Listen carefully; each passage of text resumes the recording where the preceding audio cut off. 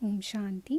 इस वीडियो में हम अव्यक्त मुरली अध्ययन प्रोजेक्ट के लिए 18 अप्रैल 1982 की मुरली का रिवीजन करेंगे, जिसका टाइटल है ऊंचे से ऊंचे ब्राह्मण कुल की लाज रखो। बाबा ने कहा कि आज बाप दादा सर्व स्नेही और मिलन की भावना वाली श्रेष्ठ आत्माओं को देख रहे हैं। बच्चों की मिलन भावना का प्रत्यक्ष फल बाप दादा को इस समय देना ही है। एक बार परिचय अर्थात ज्ञान के आधार पर बाप और बच्चे का संबंध जुटा, तो ऐसे ज्ञान स्वरूप बच्चों को अधिकार के आधार पर शुभ भावना, ज्ञान स्वरूप भावना, संबंध के आधार पर मिलन भावना का फल सम्मुख बाप को देना ही पड़ता है। बाबा ने कहा कि कई ब्राह्मण आत्माएं शक्ति स्वरूपन, महावीरपन, सदा विजयी आत्मा बनने में वह इतनी हिम्मत रखने में स्वयं को कमज़ोर भी समझती हैं, लेकिन एक विशेषता के कारण विशेष आत्माओं की लिस्ट में आ गई हैं, और वह है पाप अच्छा लगता है, श्रेष्ठ जीवन अच्छा लगता है। संबंध जोड़ने के कारण संबंध के आधार पर स्वर्ग का अधिकार वर्षे में पा लिया, क्योंकि ब्राह्मण सो देवता इसी विधि के प्रमाण देव पद की प्राप्ति का अधिकार पा लेते हैं। चाहे राजा हो चाहे प्रजा हो, लेकिन धर्म देवता ही है। क्योंकि जब ऊंचे ते ऊंचे बाप ने बच्चा बनाया, तो ऊंचे बाप के हर बच्चे को स्वर्ग के वर्षे का अधिकार, देवता बनने का अधिकार, जन्म सिद्ध अधिकार में प्राप्त हो ही जाता है। फिर बाबा ने कहा कि ब्रह्मा कुमार कुमारी बनना कोई साधारण बात नहीं है। ब्रह्मा कुमार कुमारी बनना ही विशेषता है।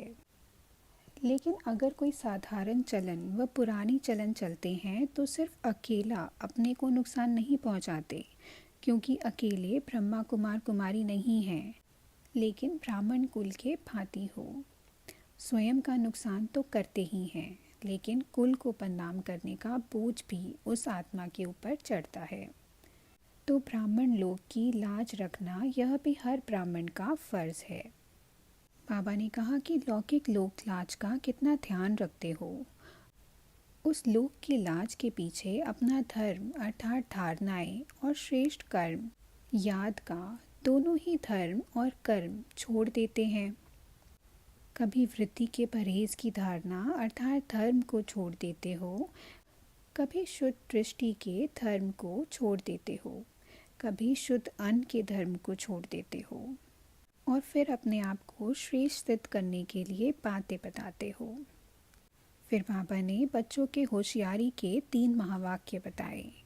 पहला है ज़बरदस्ती कर रहे हैं, दूसरा है मेरी इच्छा नहीं थी लेकिन किसी को खुश करने के लिए किया, तीसरा है किसको क्या पता। लेकिन बाबा ने कहा कि अज्ञानी आत्मा कभी खुश रह नहीं सकती, तो ऐसे अभी खुश अभी नाराज रहने वाली आत्माओं के कारण अपना श्रेष्ठ कर्म और धर्म छोड़ देते। जो धर्म के नहीं वह ब्राह्मण दुनिया के नहीं। फिर बाबा ने कहा कि कई बच्चे बड़े होशियार हैं, अपने पुराने लोक की लाज भी रखने चाहते और ब्राह्मण लोक में भी श्रेष्ठ बनना चाहते हैं। ऐसे अंदर एक बाहर दूसरा इस धोखे द्वारा बोझ उठाते। परमात्मा के आगे 1 का लाख गुना हिसाब हर आत्मा के कर्म के खाते में जमा हो जाता है। फिर आगे बाबा ने पार्टियों से मुलाकात की है।